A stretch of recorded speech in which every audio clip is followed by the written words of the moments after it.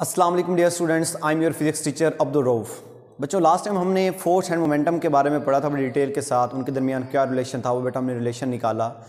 Chapter number 3 का बेटा next topic है जिसका नाम है law of conservation of momentum. तो बेटा फर्स्ट ऑफ ऑल आपको पता होना चाहिए कि मोमेंटम क्या है।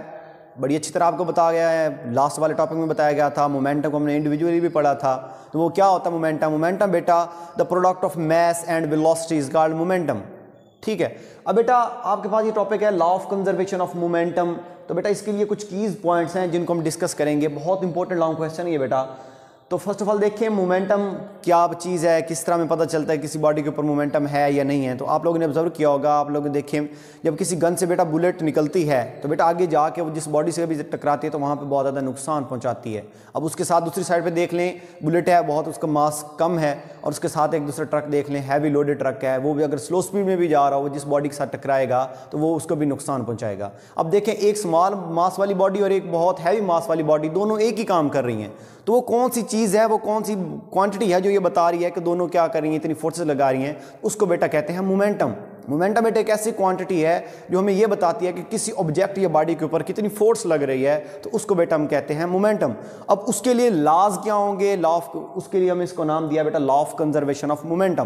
तो बेटा लॉ कानून को कहते हैं कंजर्वेशन। कंजर्वेशन मतलब ये होता है बेटा कंजर्व्ड लफ्ज़ से निकला है, जिससे मतलब कॉन्स्टेंट। मतलब क्या हो गया, यानी जो इब्तदाई काम हो रहा होगा हमारा, काम होने के बाद जो फाइनल हम रिजल्ट निकालेंगे दोनों इक्वल हो जाएंगे। इसका मतलब वो जो बॉडी है, वो सिस्टम है हमारा कंजर्व्ड है।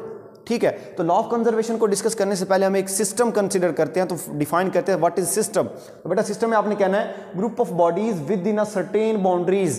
किसी मखसूस बाउंड्री के अंदर बॉडीज के ग्रुप को क्या कहते हैं बेटा?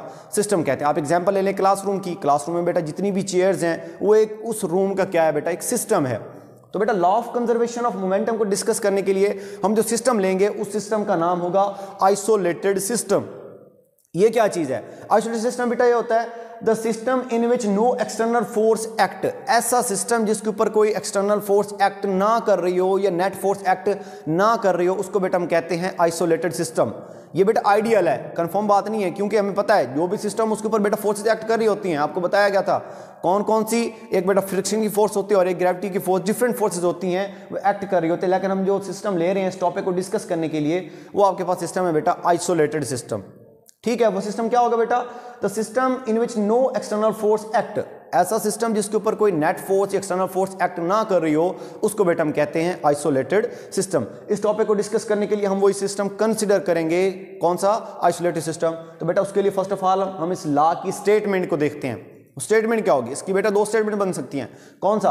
आप कह दोगे फर्स्ट स्टेटमेंट हम रीड करते हैं, आपकी बुक में जो बताई गई है वो क्या है? The law of conservation momentum statement बेटा ये है कि जब टोटल लीनियर मोमेंटम किसी भी बॉडी का वो रिमेन कंजर्व्ड। क्या मतलब? किसी भी बॉडी का जो बेटा टोटल मोमेंटम होगा वो कंजर्व्ड रहेगा before collision and after collision. या फिर सिंपल वर्ड में कहेंगे the total initial momentum of a body is equal to the total final momentum of the body. यानी कोलाइड करने से पहले बॉडीज का मोमेंटम और कोलाइड करने के बाद बॉडीज का मोमेंटम दोनों क्या होंगे बेटा?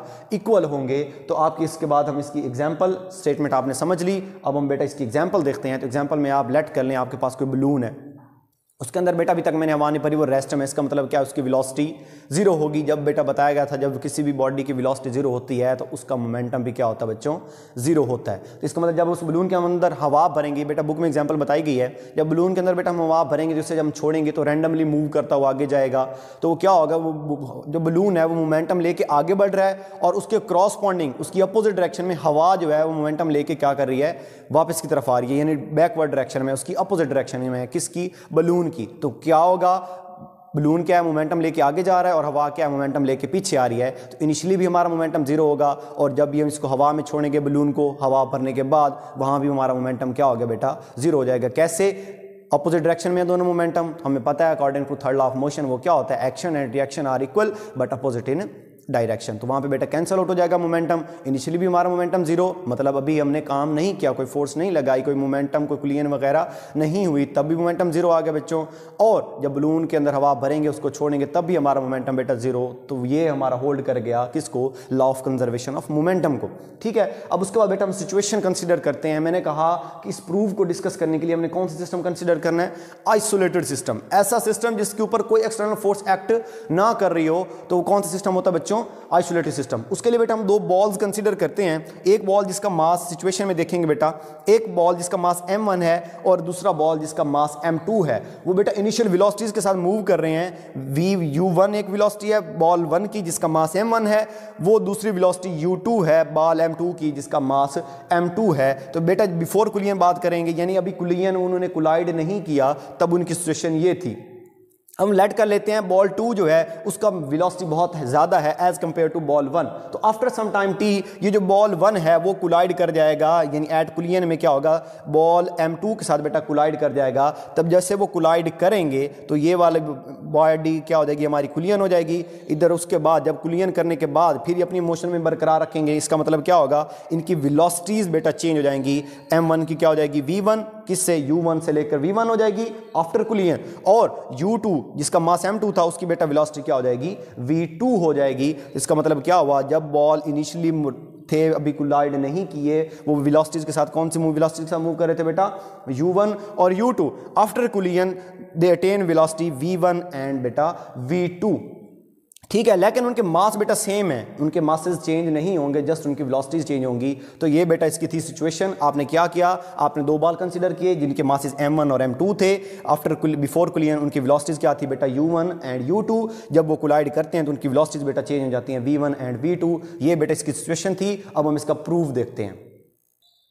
सिचुएशन डिस्कस कर ली बेटा हमने, वो क्या थी वो आपने लोगों को समझ आ गया। बेटा हम इसका प्रूफ देखने लगे हैं। तो आपको बेटा पता है मोमेंटम का फार्मूला क्या होता है, P इक्वल टू mv। वो क्या है बेटा, P इक्वल टू mv। हमने बेटा दो बॉल कंसीडर किए, दोनों के मासेस m1 m2 थे, उनकी इनिशियल वेलोसिटीज u1 u2 थी, और उनकी आफ्टर कुलियन उनकी वेलोसिटीज क्या हो गई, v1 एंड v2। तो बेटा हम मोमेंटम बिफोर कुलियन निकालेंगे और आफ्टर कुलियन निकालेंगे, तो देखेंगे दोनों मोमेंटम एक दूसरे के क्या हो जाएंगे, equal, according to that law which is law of conservation of momentum. तो बेटा फर्स्ट ऑफ ऑल हम देखेंगे initial momentum BC stand for before collision. जब बॉडीज ने अभी कोलाइड नहीं किया उनके मोमेंटम क्या होंगे बेटा, अगर हम मास m1 के लिए देखें तो उसका मास इस फार्मूले के मुताबिक क्या होगा, मोमेंटम क्या होगा, m1 इंटू u1। u1 बेटा क्या है, वेलोसिटी है, कौन सी, इनिशियल वेलोसिटी। अब उसके बाद बॉडी m2 के लिए देखेंगे, उसका मोमेंटम है बेटा m2 इंटू u2। दोनों का टोटल मोमेंटम लेंगे, total momentum, total initial momentum before कुलियन वो क्या होगा बेटा, इन दोनों को सम कर दोगे वो क्या है, m1 u1 plus m2 u2। इसको आपने इक्वेशन 1 का नाम दे देना है। तो ये बेटा आपका टोटल इनिशियल मोमेंटम आ गया बिफोर कुलियन। अब बेटा हम देखेंगे फाइनल मोमेंटम आफ्टर कुलियन, यानी अब कुलियन के बाद का मोमेंटम हम देखेंगे बच्चों, वो क्या है, m1 के लिए देखेंगे m1 v1 according to that formula, क्योंकि v1 आपकी कौन सी वेलोसिटी है, आफ्टर कुलियन जो बॉल्स की वेलोसिटी अटेन किया वो v1 और v2 थी दोनों बॉल्स के लिए।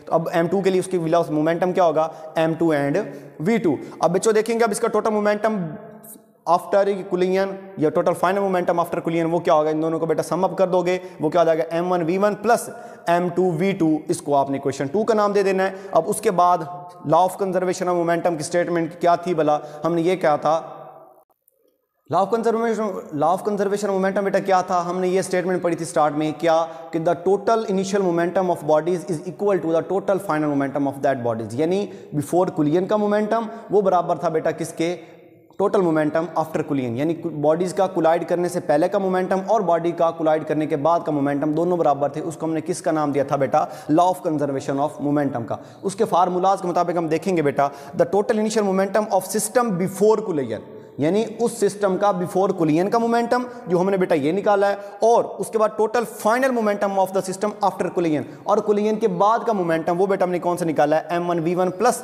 m2 v2। तो बेटा दोनों मोमेंटम को आप इस फार्मूला में पुट कर देंगे तो वो क्या आ जाएगा, m1 u1 plus m2 u2 is equal to m1 v1 plus m2 v2। तो बेटा ये प्रूव भी हो गया, कैसे, the total initial momentum of the system before collision is equal to the total final momentum of the bodies या system after collision. जो बेटा हम पीछे प्रूव करके आए थे वो दोनों क्या हो गए, एक दूसरे के इक्वल हो गए हैं। और ये इक्वेशन किस चीज को सेटिस्फाई कर रही है, law of conservation of momentum को। आई होप बच्चों आपको ये वीडियो समझ आ गई होगी। फिर भी किसी बच्चे का कोई सवाल हो तो आप मेरे साथ व्हाट्सएप पे या कॉन्टैक्ट कर सकते हैं, मैं आपको खिदमत के लिए हाजिर हूँ। अस्सलाम वालेकुम।